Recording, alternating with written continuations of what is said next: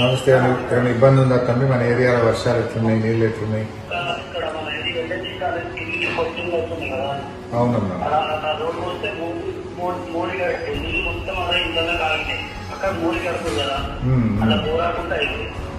అదే తిరగాలి తమ్మి. ఇట్లా ప్రజలు ఇబ్బందుల్లో ఉన్నప్పుడు మనం తిరుగుతూనే ప్రజలు కూడా సంతోషపడతారు. జర తిరుగుతాను మొత్తం.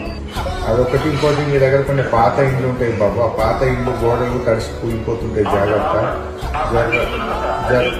జర బయట ఉండి మన పాత ఇళ్లలో నూనె తడిసిన గోడలు, మట్టి గోడలు ఉంటాయి, గుండె పెంకలు ఇల్లు ఉంటే ఆడ ఇబ్బంది అవుతుంటుంది. కొద్దిగా జాగ్రత్త. ఎవరిని ఇంటి ఊరిపోతే ఎంఆర్ఓకి రాయింది, అది మనం సాయం చేసింటాం వాళ్ళందరికీ.